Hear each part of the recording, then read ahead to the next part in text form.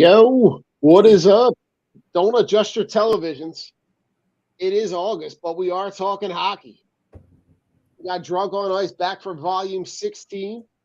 A little bit of off-season content to talk about.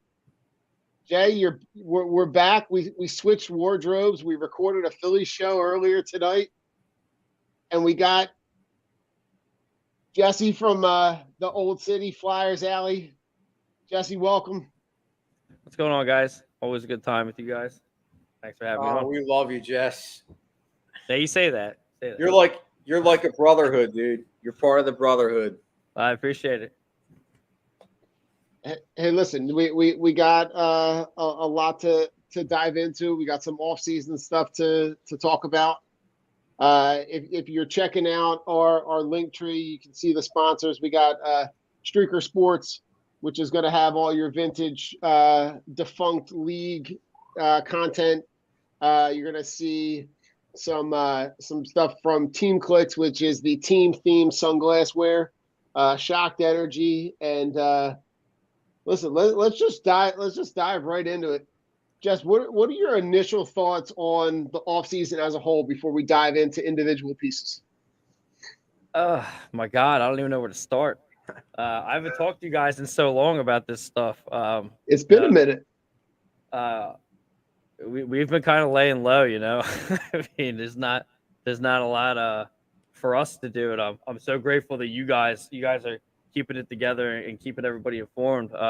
It hasn't been a good. I don't think they've had a good run at it, really. There's been some, you know, you guys know me. I'm always as optimistic as possible. I've thrown the towel in.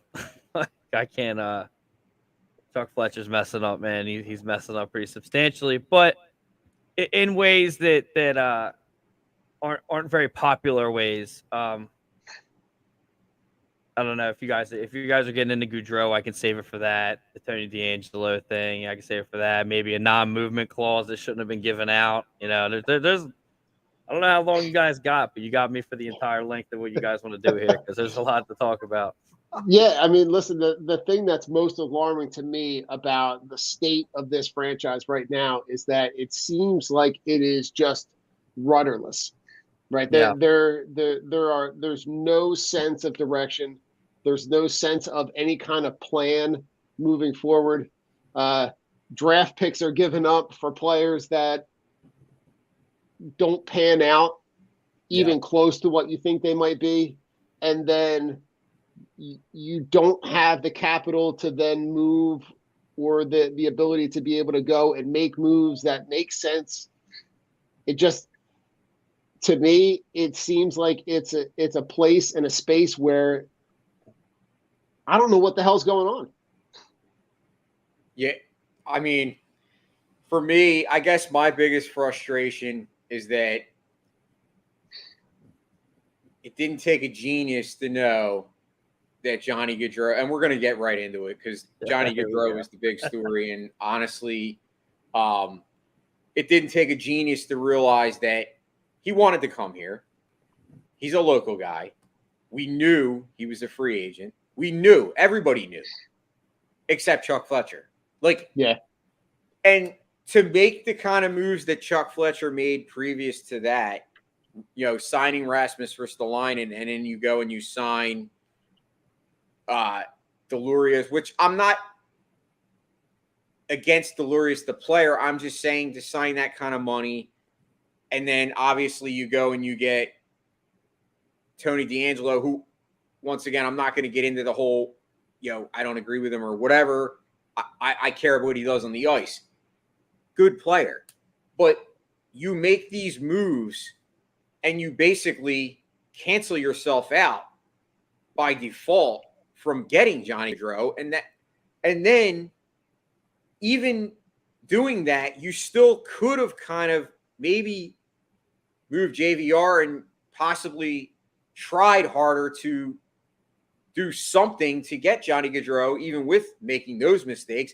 And you basically punt on it and you say, well, we're not going to get him. And then you come out after that and you have that press conference that he had, which was basically like him saying, you know, this is what we have. And like, I'm sorry, like guys like Jesse, and you're right. You are one of the most optimistic people, but it's like it comes to a point where you're like, enough is enough. Like as a fan, I feel cheated. I feel like this franchise just doesn't give a shit. That's how I feel. And maybe I'm wrong, and maybe some of these young kids will finally pan out, because I do like some of the young kids. I really do. But I'm just so frustrated with this franchise, the direction that it has, or let's call it the lack of direction. Right. So, I mean, that's where I'm at. And I know Jesse, Jesse, and I believe it, that they wanted Gaudreau, and it was like almost like even Jesse, I don't think Jesse could even talk for like 2 days after that, because it was like I knew Jesse was pissed. I was hot. I was hot, man. I knew it because you were quiet on Twitter, and I'm like, man, this guy's not even tweeting. I know he's not happy right now. And I mean, that was pretty much all Philly. Well, all Flyer land. The frustrating part about that is that didn't pop up like out of bullshit. It didn't pop up out of nowhere. Like, he had made it known for a long time that at some point he was trying to make his way back here. And he made it known to the franchise in December. So I mean, there's two different things with the Johnny Gaudreau thing. Obviously, I was absolutely shell shocked when he didn't come here. That's a problem. But at the same time, there's two things, against Johnny Gaudreau with this non-signing is he could have waited. He didn't have to do that right now. There's been players that literally signed a week before the preseason started. So he didn't have to sign. There's not a deadline on that. So no one's in the room. Some of us are in the room, but no one's in that room. So he could have waited. Also, is he really the savior? And I say the same thing about Danny B. I was in that Twitter Spaces thing the other night. A lot of people were kind of like Danny B. But I mean, if people were pulling the strings above Danny Briere and above Chuck Fletcher, does it really matter who's going to be the next GM? There's a lot of things that a lot of people aren't really honing in on because they're not the hot, sexy topic. But at the same time, it's like, I mean, Chuck Fletcher's a pawn. I mean, you could tell that. I mean, who the past couple GMs have been pawns. So I mean, there's a lot of things with the Johnny Gaudreau thing. So what happens when Johnny Gaudreau comes here, and then what? I mean, listen. At the very least, Kadri comes here, then what? It doesn't mean it's going to work right away. No, you're right. I think. Listen, just at the very least, what it does is it creates a connection between the fan base and the team to say, we're trying. Where these moves that they've made don't tell me that they're putting a lot of effort and energy into truly trying to make the team better. Oh, I agree with you. Like I said, I'm the most optimistic person. That's kind of where that ends. That's the last defense I have for the franchise. So I figured I'd throw it out at the beginning. But honestly, I'm not. I know us three have talked before about them getting Rick Tocchet as the coach. We've talked about them getting this guy, and when the Jim Montgomery thing was hot, and I went down with that ship, unfortunately. It just some things. I don't know. No one knows what's really going on, and as fans and as whatever we are podcasters, and this thing that we're doing, everybody's always on the edge of their seat. And when we start getting into the signings and such, I kind of have a little bit more optimism, coming through. But there's no pulse right now, and that's the problem. Is everything that Chuck Fletcher has done in the offseason has been. There's been no pulse, but, with the Zach McEwen signing, which the only reason that I am a little hopeful right now is the fact that now you have Delorier and you have McEwen and you have Sealer. I mean, it kind of screams that it sounds like Torts is trying to make a fight to the cup.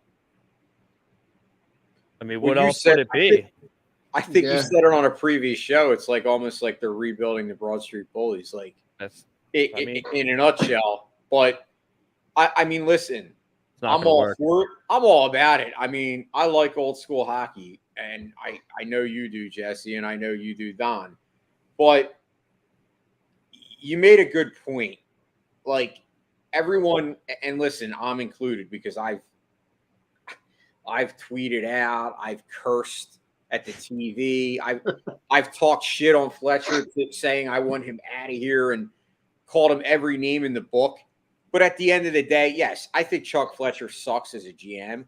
But I agree with you. I think if you want to be honest, and you could sit here and try to deny it, but we all know that Bobby Clark and Holmgren are still much more in charge than anybody gives them credit or lets along. And listen, when Paul Holmgren stepped back, I'm not going to like sit here and say I'm a prophet or I called this, but I believed it then when it happened. I said this isn't really him leaving the team. It's just basically figurehead change on paper, but yet he's still very much involved. And we know that. And I think, honestly, I agree. I know that obviously you're more plugged in than I am, but I know you've talked about the fact that maybe, just maybe, if Ed Snyder's daughter could actually buy the team, or somebody else could buy the team, that might be our only hope to actually totally fixing this thing around. Because to that extent, you're going to find out because next month she's coming on Flyers Alley. Well, nice. So I mean, look, I will say this, and I know everyone on Twitter that's seeing this that they gave me shit about the Montgomery and all my takes and all that. Look, something's coming, guys, and it came right out of Jimmy Watson's mouth.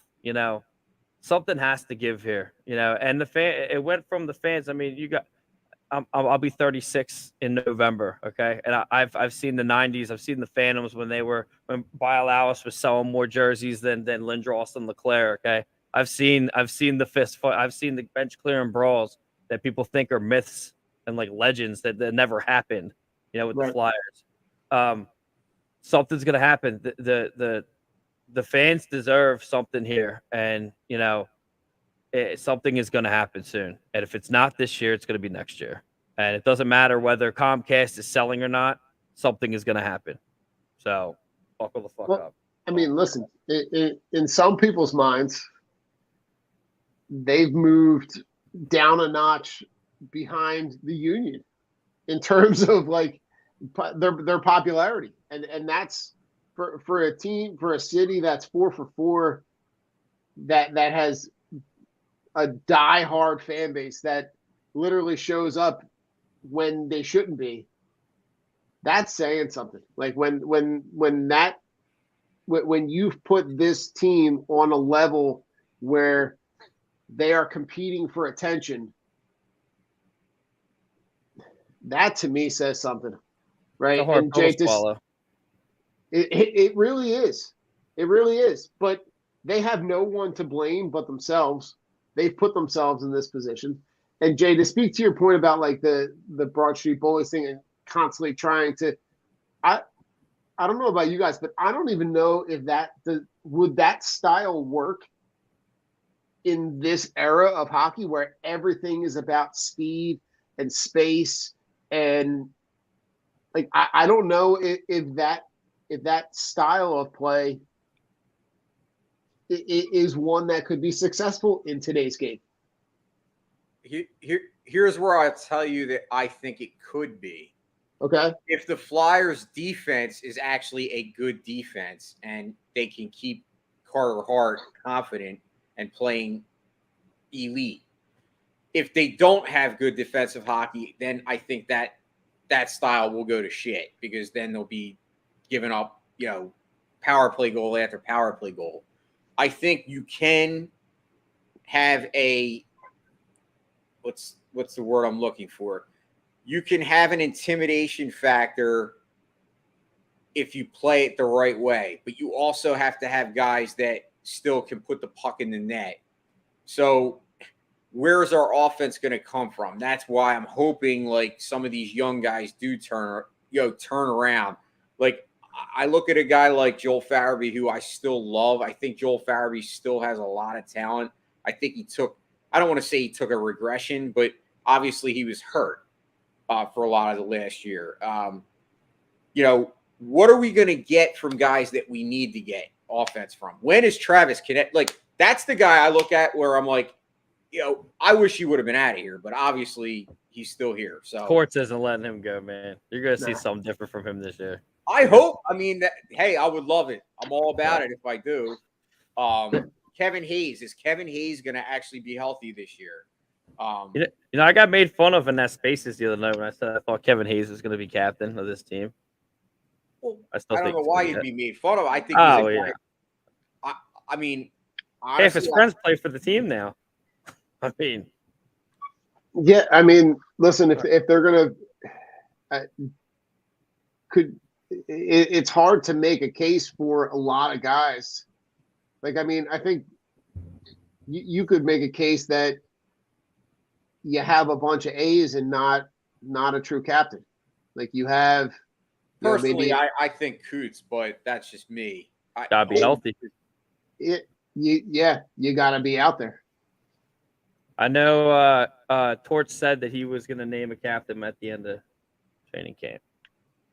So any thoughts on it? You think I think Hayes is a likely guy. And I didn't disagree with anyone in that Twitter space the other night. I do think that there are people that deserve it. I do think naturally it should be Couturier, but like I said, you got to be healthy. He had a back surgery. That's like that could be tweaked in any way, shape, or form. I think Lawton is a good candidate, but he's kind of the captain. That's the thing is like the couple guys that I think that could be captain. They're three different captains. Like Couturier would be like more of a Claude Giroux captain, which to be honest with you, I'm kind of tired of. Lawton would be kind of more of a Philadelphia blue collar. Lead by example. Exactly. He's a banger. He's a grinder, and he comes in clutch when he needs to. But then Kevin Hayes, I mean, the entire locker room is almost halfway filled up with guys that played with Hayes. So it's kind of hard to ignore that. Or Nate Thompson. I'm a huge Nate Thompson fan. So, I mean, Nate Thompson's got the vet aspect. So that's I think if anything, you're going to see different production out of some of these players because I think because of the style of the coach. I think the style that this coach is going to guide this team is kind of like a put up or shut up kind of mentality. And I think there are going to be some players that kind of laid in the weeds last year that are going to be in that position to either keep the playing time and play well or not thrive in that environment and get less ice time. Well, what do you guys think, will Torch work in Philly? And that was a question that was asked, was supposed to be asked, was never asked, but wrote it down and everything. But the thing is does Torch work in Philadelphia? Oh, Dan Bradley's my guy. That's my guy. And my thing is like, what is like the definition of work? Like, what is he gonna fix? Like, what is John Tortorella gonna fix in Philadelphia? And I think it depends on what like people's definition of him fixing something. Because I think it's a good start for sure. I think the problem goes deeper, like we've already talked about, like upper management and such like that, and just the things of that nature. But like the franchise and the city that needs to be revived. I mean, the problem goes so much deeper than just hiring a coach. The city's dead. Oh, most definitely. They don't even sell flyer stuff places they sell the rest of the Philly sports stuff. Like that's a huge. If I can go into Target in Delaware, I live in Delaware. I can go to Target. I can buy all kinds of flyer stuff. Well, you get closer to the city, they're not selling anything for the Flyers. I mean, I think he helps the locker room. I think he'll kind of get the locker room into a healthier condition and probably weed out some of the players you guys are talking about. But I don't think he fixes anything. I think it's a good start. But, like, I hope John Tortorella comes in and literally lights everyone's ass on fire. I mean, how many of the players do you think called their agents when John Tortorella was named the coach? I mean, Jesse, I have to agree with you. I don't necessarily think he fixes anything specific, but what I guarantee he will do is he will have this team playing their asses off. Because if they're not, he won't put up with it. And I also believe that John Tortorella is one coach among probably only maybe 2 or 3 in the NHL right now that would actually give blowback to upper management and not necessarily just be a yes man.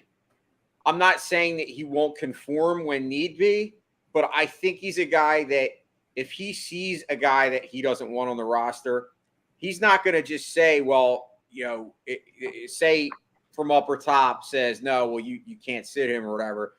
I think Tortorella would be the kind of guy that is going to say, look, I want to run this team my way or else I'm not going to run it. That probably had a lot to do when he was signed. Like, look, like, you're signing me. I want to do things my way. That's probably one of the reasons that he agreed. I mean, I think so, because why would he come back? He was in a comfortable spot. Like, he was not a bad, analyst, in his job. He wasn't bad because he knew the game. He was fresh out of the game as far as for being a coach. I think that's almost probably a guarantee that was one of the only reasons he did come, that he told them, I'm only coming if it's on my terms. Now, I'm not, like I said, I'm not saying that he's the boss, but I think he's a guy that will kind of he won't get walked on. And I think that goes a long way in your locker room, because I look at, and I'm not comparing retail to a sport, but management's management, and I work in management, and I can tell you this: there's a lot of times where upper management might have one thing, but you'll get more respect in your own unit if you're not the guy that just is a yes man that does whatever upper management wants. And I think players will see that and they'll say, you know what, this guy really does, give a shit, and they're going to play harder.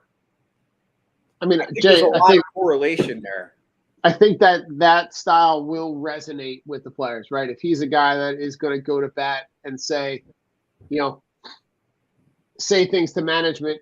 But I think, Jess, you're right in the sense where I think that he probably made that very clear coming in, that, like, if I'm coming in, this is the way that I'm going to do it. I have the clout within the league to be able to say, I'm going to do it this way, or else I'm not coming, right? He's had a lot of success with a couple of different franchises in the league. So to me, I'm looking at that and I'm going, I'm in, right? I like the idea of bringing this guy.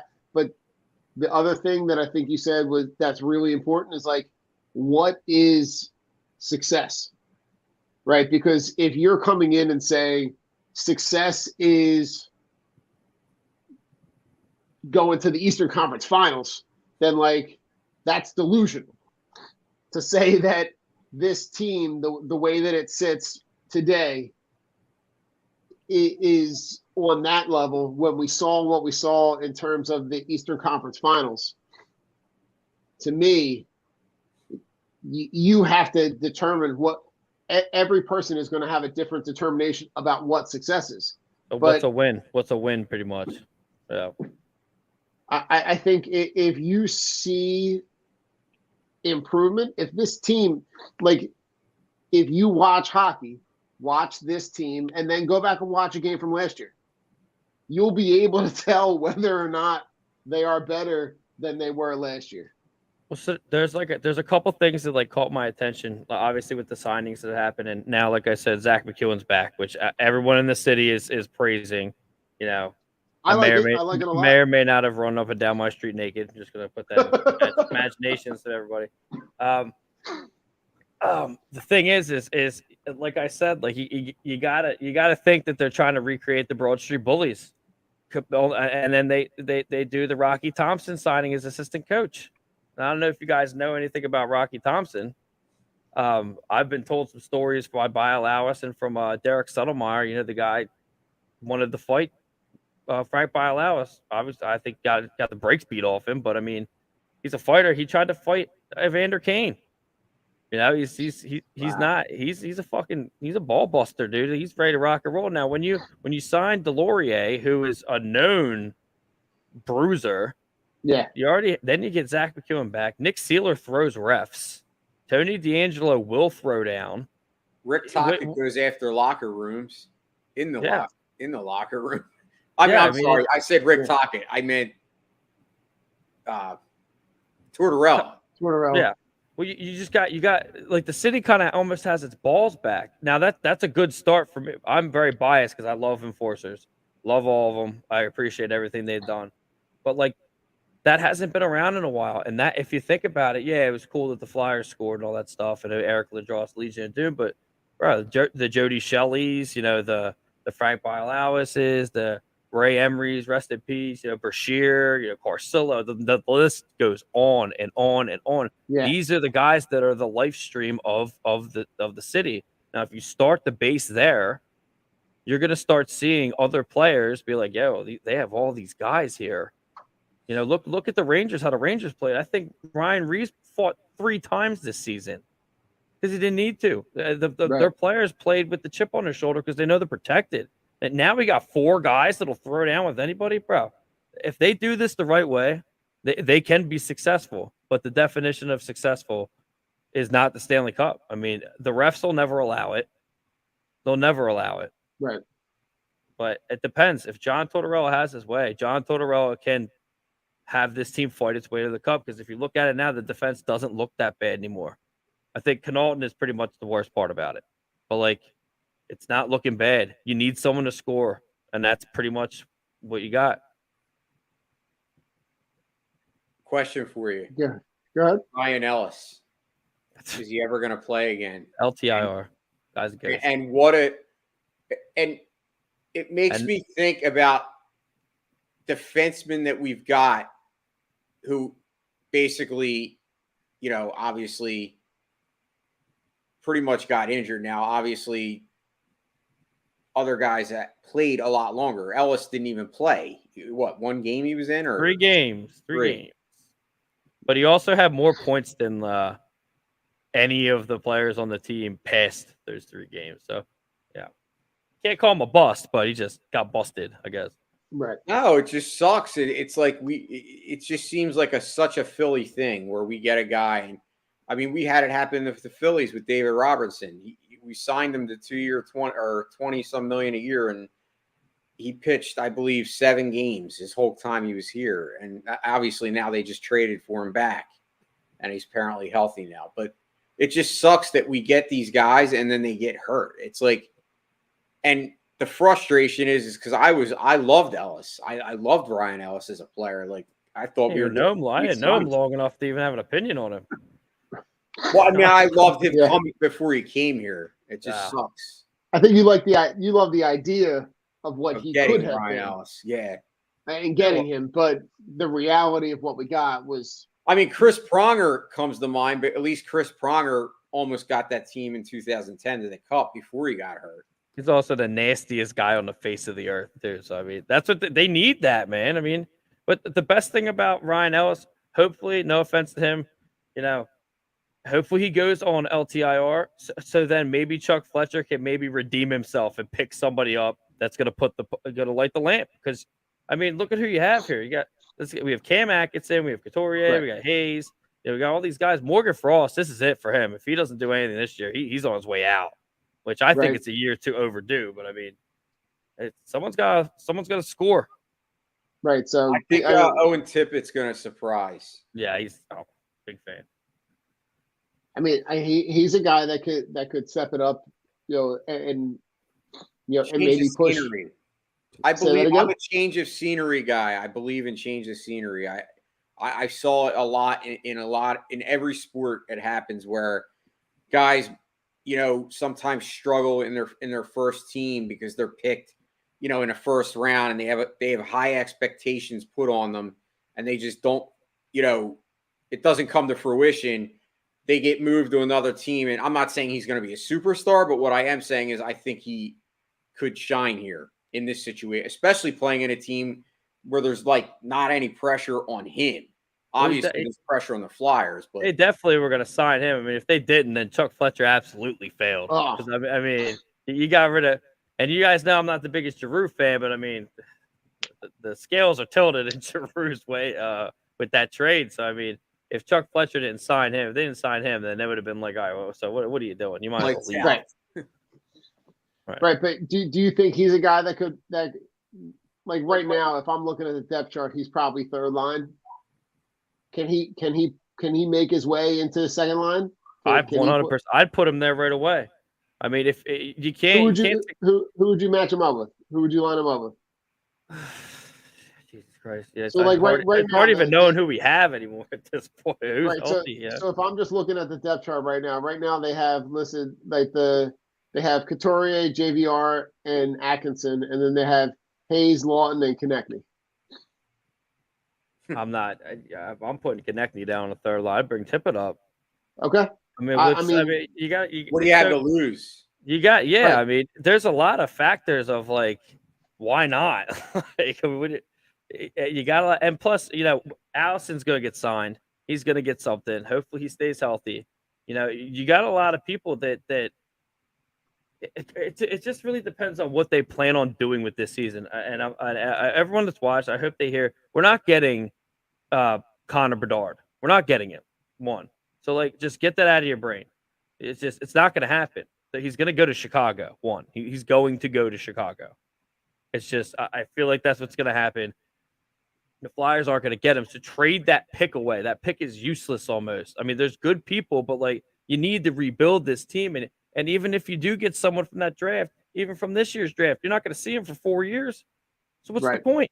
You got to do something now. You got to do now and then develop these kids. It's just it's a mess. I mean, you never know. But I would put Tippett up. I would put Zach McEwen off that fourth line. I'd bring him up as well. I mean, now you got these new guys coming in. I mean, what are you gonna do with Delorier? Right. I mean, Nick Seeler, is he gonna be a winger? Is he gonna be a defenseman this year? It doesn't. You need to figure out. I mean, were you happy about bringing back Ristolainen? I'm a huge Risto fan. I think there's a lot that could be taken out of him, but I do agree that was just like he made out like a bandit in that deal.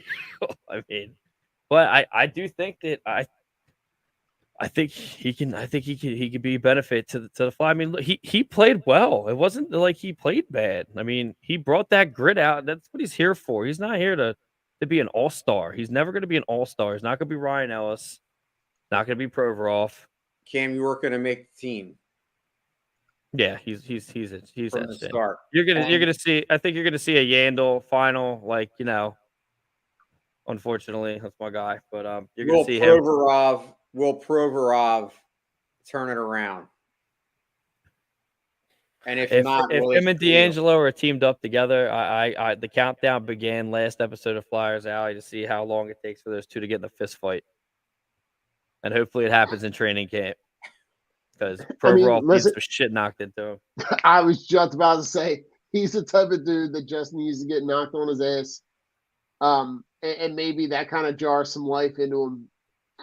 I look at it and I look. There are going to be some opportunities for some young guys to come in and kind of take over some of those spots. Is there a guy that you're looking at any more than that you think that he could maybe jump some of those vets? I'm a huge Wade Allison fan. So if they don't sign him and he's healthy and he's in Lehigh, then they need to bring him up at least one last time. But Allison makes the team. World is perfect. Noah Cates. No, I really think Noah Cates needs a chance. I mean, he did better than all the other kids that they let play last year. Ronnie Adder needs to stay down. Cutter Gauthier is going to be in. He's going to BC for at least a year. Yeah. But yeah, I would say Noah Cates, man. I mean, I'm not sold on the Zayd Wisdom. I'm not sold on the Tyson Forrester. I don't care how good he did in training camp. It's just you need to let these kids season for the love of God, man. Like, stop bringing them up. Like, let the team suck for a little bit, but let them figure out what they want to become a player instead of, hey, we need a playmaker here. Come in real quick, and you know what? You didn't get us to the playoffs. You're going to sit in Reading for the rest of your life. Like, you got to let these kids season, man. Let them all stay down there and just forget about them for a couple years. Yeah, right. I mean, you can't have it both ways, right? Yep. You can't be putting those guys on a yo-yo between between both levels and expect them to stay consistent and be able to produce. I look at, Cates was a guy that I was looking at, like, even his brother Jackson, man. I mean, Jackson. And has I was going to say, himself. Jackson's another guy. I'm sorry. No, you're good. You're good. Go ahead. Because he was the other guy I was looking at that I was like, all right, well, he's a guy that I could see maybe push somebody for a spot, but his brother's a guy that can push him for a spot too. Would also like so some of the guys who I'm a huge fan of the grinders. Like I love Patrick Brown. Like he's just Okay. a grind. He's just a grinder. And who was the one we got rid of him? I think he went to Edmonton. He was a grinder too. Forget his name, but I was a fan of him. It's just that those guys are still, Patrick Brown's still on the team, so it's kind of what are we gonna do with him? And you kind of, not saying it's unfair to ask the question, but like, dude, we don't know what the hell is going on right now. Like, it's so like, if you're gonna talk about like what are we gonna do, you got to clear the charts and just be like, okay, well, this is gonna be the captain. This is who's gonna be on the lines. Who's gonna be the goalie? Who's gonna win the goalie battle in camp with Sandstrom and Grosnick? It's just right. It's an absolute. It couldn't be worse in Flyerland. It's just, or could it? Or could it? It could be. I mean, I look at could resign JVR. I look at Carter Hart, and he's obviously your franchise goalie, and we saw what he could do when he played behind a great defense, because the year that they went to the second round of the playoffs and they lost to the Islanders that year, he had a great run. And not only did he have a great run in that playoff run, he had a great run leading up to the playoffs to get them in the playoffs. So we've seen Carter Hart play elite level hockey numerous times, but obviously over the past 2 years, the defensive breakdowns have kind of taken a toll on his psyche. How can he rebound from that? And do you think this defense is going to be much better and defensively sounded than the previous 2 years, even though last year we were very excited going into the year after the offseason they had? How do we get that fixed? Because to me, if Carter Hart is your franchise goalie, he should be your number one important player, and you should do everything in your power to make sure he succeeds. I mean, Jay, not to answer your question with a question, but could it be worse? Carter Hart could get hurt. Right. No, I'm saying like the defense in front of him. Like, could the defense in front of him could so there is only room to improve. I think by adding Tony DeAngelo, I think it's a step in the right direction. Right? You're getting somebody who at least is going to be in front of the net, banging guys to maybe create some space in front of Carter Hart. He's an absolute dick. Like he plays like a dick. Like he's a good player, and that's the thing. He's Ghost. He's the exact same stats as Ghost, except I think they shoot different. And he's going to protect Carter Hart. I mean, it's going to happen. Just like Risto did a great job of protecting Hart this year. But like, if you think about it logically here, how old's Carter Hart? 23? Is he 23? 22? Yeah. Okay, 23. So I don't know about you guys, but I was like engaged to a chick that I don't even know is even alive when I was like 23. I don't even count it as an actual thing. So like, give the kid a little bit of like, Oh you know, no, you're 20. No, I mean like the fan base and like everyone's like, oh well, yeah, well, let's do this. Dude, do you know how long it took Carey Price has been with the Canadians for how long? 15 He has years. years where he sucks, and that fan base is absolute dog shit. So I mean, like, it's just you got to give him some time. I mean, he came in a very very turbulent situation, and he did great. But then like you lose the basis of like it's all about confidence. Everyone on the ice with confidence. If the defense doesn't trust itself or isn't solidified, the goalie's not going to trust the defense and is going to be freaking out. And then the forwards and the offense, they're not going to trust the defense. So then they have to play back. Then they get hurt. Then the defense has to play for offense. Then they get hurt. Then Carter Hart gets hurt. It's a domino effect that no one remembers. It's just you got to let the kid. You got to let him figure himself out. I think Carey Price is actually the perfect comp. Like I look at Carey Price and I saw some years where he did struggle, and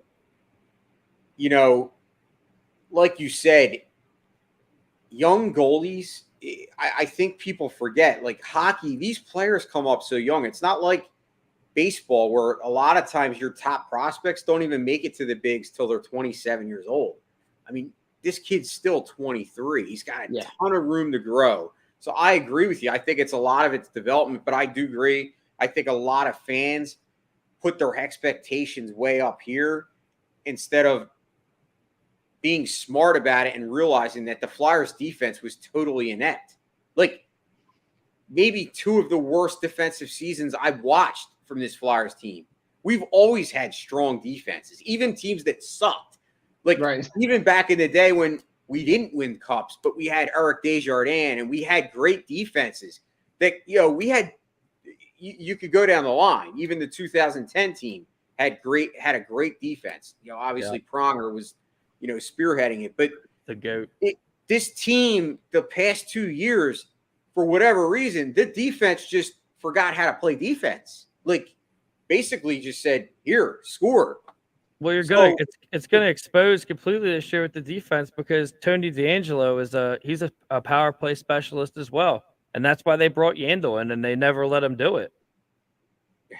So I mean, you're gonna find out real quick what's going on with the defense when they don't use him to what he's here for again. So that'll be two players that came in to do something that they're not allowing them to do. It's going to be exposed.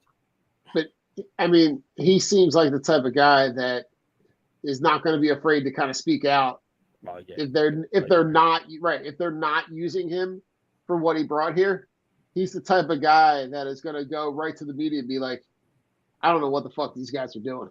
Like, and I think on some level, right, it creates a space where everybody's accountable, right? So, the coach has to be accountable for his plan of action, his execution. And the player's allowed to hold the coach accountable, just like the coach holds the player accountable. Right. It creates that balance where you can create that environment where you can really create a nucleus and grow together. And if you're trying to bring some of those young guys along, right, it's creating that environment early where I think you can still be in a position where you can rebuild this roster by the time Carter Hart's kind of going into his prime in his late 20s. Yeah. I mean, no, I agree. I think, like I said, Carter Hart is still one of my favorite players on the team, and that's not going to change just because public opinion or some fans are nitwits. Like you gotta watch the people that do it for a living and the people that are doing it for fun. I've learned that very very intimately in the past couple months. People that are reporting for the team that are doing it for a living have a different mindset than people that are covering the team that don't do it for a living. So the people that forgot about the actual way that the Flyers are. I mean, the pulse of the city, like I was saying earlier, like Dom was saying, the accountability that needs to be had. That a great example is that thing that happened with that Philly. I don't follow the Phillies. I'm not going to try to even understand, like try to pronounce his name. Starts with a C. You had that thing with that reporter. That guy asked him that question, and he kind of pushed back, not in a negative or kind of negative way, but like, you got to do things differently here. Things need to be done differently here. The Flyers are still around. They still need a pulse. People need to just back them up a little bit more. Well, it's funny. I can't stand that shit. It bothers me. Funny thing is since that reporter did that, said player has turned it around and is playing best baseball of the year. So it obviously lit a fire. Didn't that happen to Bryce Harper too? It did. Yeah. Yeah, but I mean, look, like maybe that gives Castellanos an opportunity to look in the mirror and be like, "What the fuck am I doing?" Right? Like you heard what his mom said, right? That's my Nicky. Right. But like saying like, he's a dick. But his mom said it. But look, it lit a fire under his head. Like sometimes that does take that. It really does. Yeah, but at the same time though, is that guy doing that for that? Well, I don't know. Nah, he's not doing that for that. He's doing that to get that hot topic. I'd rather just hot take. You're right. I'd rather be like, "Yo, man, you want to go drink some beers after you're done doing this here?" You probably appreciate that more than, "Hey, man, did you hear the booze?" No shit, he heard them. Right. Hey, Carter Hart, what did it feel like losing 9-0 tonight? Yeah, it felt great. Come on, man. Why don't talk? I'll get kicked out. I'll get kicked out if I talk. I swear to God, I'll get kicked out. Well, listen, we've been talking a lot about D'Angelo, right? What they gave up too much to get that guy? So they give up the 2022 4th round pick, the 2023 3rd round pick, and the 2024 2nd round pick. It was a 22, a 23, and 24. Correct. So so it's different rounds, different years. I would say the 22 one is fine because it was literally a mediocre draft. Next year and the 24 draft are supposed to be pretty heavy. So the 2024 2nd round pick. 2024 2nd round pick. Nah, that one's okay. You can get rid of that one too. I mean, I will always be on the side of proven versus unknown. Right. And you're talking about trading guys, and you mentioned it before, Jess, like the guys that you're picking at those positions in those drafts, you're not going to see them for 4, 5, 6 years if you see them at all. Well, plus, it's, if you like you say, we need it now. The Flyers are in a Buffalo Sabres situation. We need now. Like we don't need in 4 years. In 4 years, hey man, you could be Cutter Gauthier, you could be whatever cool nickname you want to give him. He could be good. That's great. That's good for him. There's actually a couple. All the kids in the U.S. Developmental team, they're actually really good. Their stats are pretty impressive. Yeah. But that doesn't help us now. It doesn't help us now at all. And I don't care about picks unless it's next year's. And that whole draft is pretty heavy. So I'm not upset with it at all. I mean, think about it. I mean, look who his coach was before he came to us. There's a reason for that. There's a reason that the Canes picked him up from New York after he was, cast aside by the entire league. I mean, he's not a shitty player. I mean, they just didn't want to probably pay him what he wanted, and I'm all about it. I'm all about the D'Angelo. No, I like it. I just it's sometimes it's like I like to go back and look and like I don't know. Like I look at like the Ristolainen deal right now, right? You give up the first and the second and a player. I was okay with the player. With the player, I was okay with. But absolutely.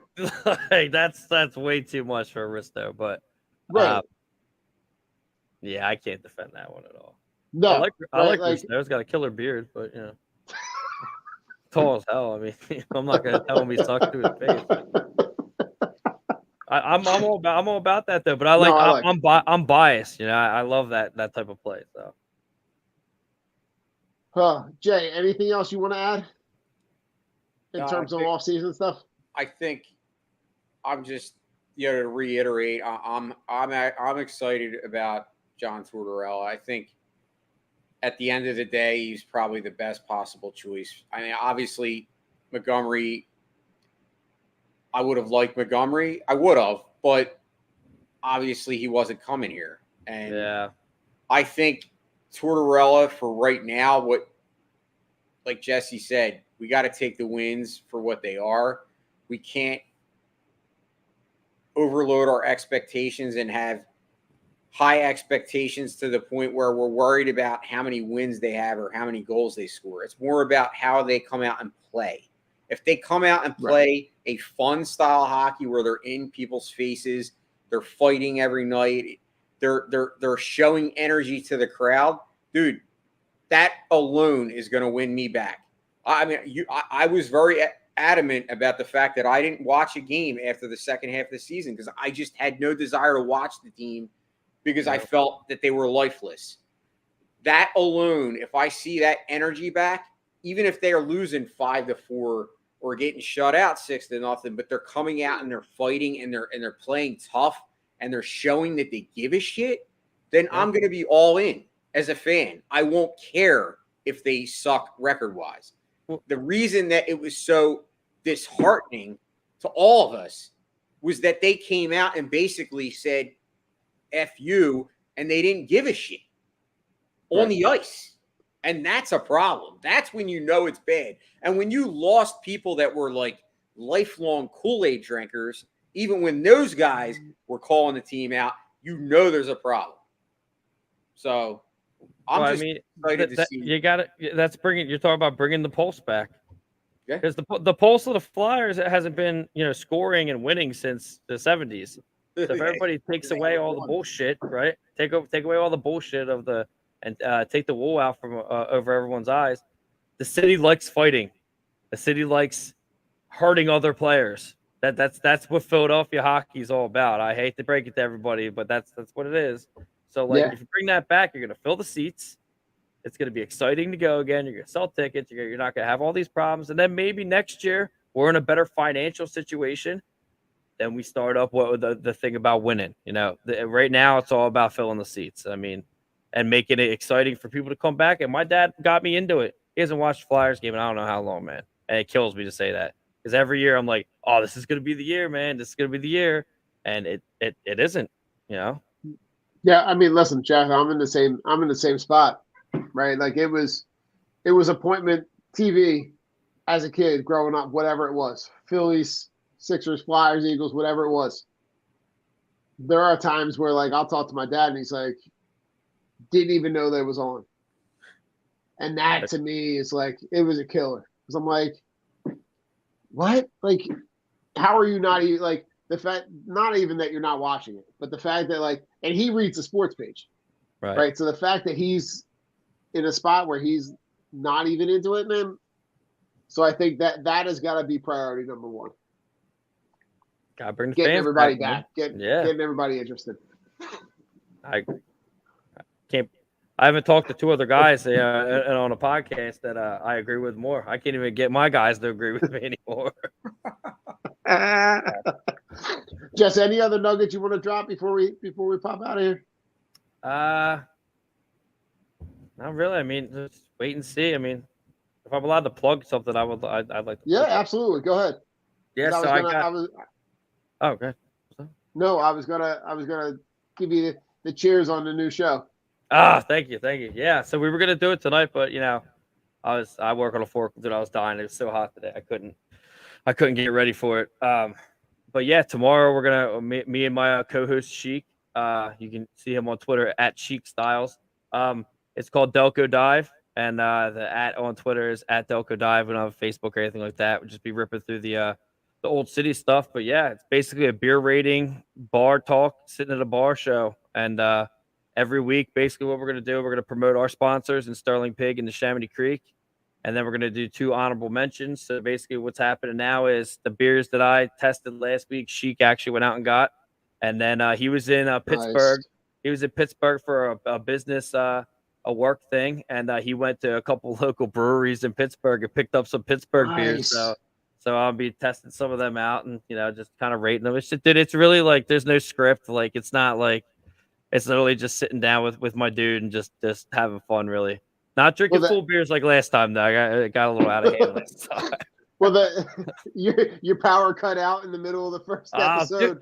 Dude, I've never had literally a thunderstorm happened right before I came down here, and I was like, "You got to be kidding me, man!" But yeah, I mean, he held the show together, and I was able to come back down when our power came back on. But it's really fun, and like Don, if anyone ever wants to join or anything like that, you got like an honorable thing, I could rip you in. You're like, "Hey guys, try this," It's just really cool. I need to do something when I'm not doing Flyers Alley. So no, I hear you. Go through the one that you were talking about that was intriguing was the unicorn farts. I knew that was coming. I gotta try it out, man. He had it. He came over tonight to drop off the Pittsburgh beers, and he had it, and he was like, I cannot believe how good this beer is right now. I said, no, it's just. I actually was talking to Duke Claw Brewing in Maryland, and they said that they have a holiday version of it, and we've been talking a little bit about maybe linking up and getting another beer sponsor. So. Nice. Trying to do something, just having fun. Might as well drink some beers while we're at it, right? Right. I hear you. Flyers Alley's nowhere to be found right now. So Flyers Alley, those guys they're ready to. Once preseason starts, we'll start rocking and rolling. But we are. Gotcha. I am talking to Lindy Snyder about coming on. We do have Joe Watson's going to come on at some point in time. We just got to find a good time. I got kids. Doesn't work out well. You and me both, bro. Yeah, Jay, anything you're doing? No, actually, so Sports and Metal will be going on Saturday morning this week because scheduled again. So Aaron's actually going to a Blue Claws game tomorrow night. They're having like fireworks and stuff. Cool. So Saturday morning it'll be a rare morning show, and Hate to Feel actually be dropping the 3rd episode next week. I got a guest lined up to talk about mental health. So that's obvious. Let me know. We'll rip it through the group chats and all that stuff, dude. We'll get that out there. Yeah, absolutely. Appreciate it. Yep. Absolutely. Other than that, gentlemen, Jesse, I'm happy for you and thank you for coming on. Yeah, truly man, appreciate you, Jesse, stopping by, and always a pleasure. Thanks for having me. Always a pleasure. You guys deal with me for an hour. All right, Philly. We'll talk to you later. Go check out our sponsors in the link tree. We got you can find them all the good stuff that we're trying to push out there. Check out our stuff. We'll talk to you later. Go Flyers.